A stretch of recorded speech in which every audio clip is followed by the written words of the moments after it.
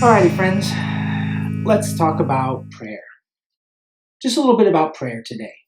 And I say a little bit because there's so much that we could say about prayer that it would never fit in a 5-minute segment or a 15-minute segment or a 50-year segment. The rich tradition of the Catholic Church on prayer just is incredible. And there's so many ways of praying, so many approaches to prayer, so many styles of prayer, vocal prayer, liturgical prayer, meditation, contemplation, adoration, thanksgiving, contrition, the liturgy of the hours, and on and on and on and on. There's so many ways of praying. And, maybe in future segments I'll touch on some of those. But for today, I thought I would just provide two simple, basic, foundational rules that will help anyone who's seeking to grow in their life of prayer or who may be just beginning a life of prayer. Okay, so two simple rules, and then we'll fill out the rest later. All right, let's see. Rule number one: if we're too busy to pray, we are too busy. If we're too busy to pray, we're too busy. And I think of all of the barriers to prayer that people talk about or people grapple with, I think this might be the number one struggle. When am I going to find time to pray? But I got to say, if we are really serious about prayer, and I think for the most part, most Christians are, they want to have a life of prayer. If we're going to say yes to prayer, we're going to have to say no to something else. Now, I would not recommend, based on my own experience, necessarily saying no to sleep, although there are plenty of religious communities throughout the world who get up in the middle of the night to pray. I wouldn't give up food necessarily. You know what? You're going to have to go to work or to school or to the places where people are counting on you. You can't skip out on family commitments. If you have a wife and kids or a spouse and children or people you're taking care of, you got to take care of them. But I've also found in my own experience that usually I have to give up something in order to find time to pray. And normally the thing that I have to give up is probably something that I didn't need in my life anyway, or at least I didn't need so much of. So we've got to make room, no matter the circumstances, for Christ in our lives through prayer. And that always means saying no to something else, getting rid of something so that we have time to pray. So that's rule number one. If we're too busy to pray, we're too busy. Second, I'll say one other thing. We live in such a hectic world, crazy busy lives. I know that. You know that. If we add prayer on top of all the other things that we're doing, it's most likely going to be the thing that we give up first.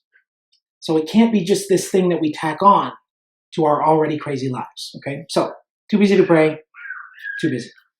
Rule 2: good prayer is faithful prayer. Now, this maxim is one that I stole from a wise old priest who was actually really, really helpful for me in my own spiritual growth. And it's as simple and straightforward a rule as it sounds. It means just pray. Just get in there, just be committed, get in there and pray and just do it. And for that 10 minutes or that 15 minutes or that 20 minutes, whatever it is that you have, just pray and do nothing else. Don't answer the phone. Don't make time for anything else. Just pray. And I'll also say in connection with that, try not to worry too much about how prayer is going, or am I doing it right, or what's it supposed to look like. Doing it right is simply being faithful to prayer. That's what doing it right means. Being faithful, being committed, always, every day. And, at the same time, the reality is sometimes you're going to be committed to prayer. Sometimes you're not going to feel committed to prayer. Sometimes you're going to want to be there. Sometimes you won't. Sometimes you'll be completely focused and honed in and levitating. And sometimes you'll be really, really distracted. And our feelings aren't really the best gauge on how things are going because they're fickle. And we have a bad night's sleep or a headache or we get a parking ticket and all of a sudden, boom, our feelings can dictate very quickly how we interpret the world. So we don't rely on our feelings. We just rely on the choosing faithfully every day to pray. And quite honestly, it doesn't matter how you pray. If you want to read the scriptures, that's a great place to begin. Spend some time, a few minutes with the scriptures, thinking about it. How is it affecting my life? How can I respond? What is Jesus saying?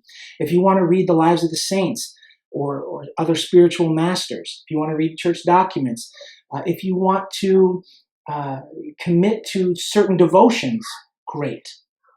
One caveat there, don't just read for 20 minutes because reading isn't praying and praying isn't reading. But virtually any way that you enter into prayer can be a way to grow in prayer. But above all, it means being faithful. So just get in there. Just do it. Say no to something else so you can say yes to prayer, and then just do it. Get in there.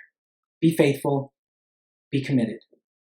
And let's trust that the Lord, who is a good and faithful Father, will hear us, will move us forward. The Spirit will encourage us and give us the strength that we need to persevere. And in that way, we'll become people of prayer. So, encouraging words, I hope, for you as you continue on the Lenten campaign of Christian service. God bless you, and we'll talk to you soon.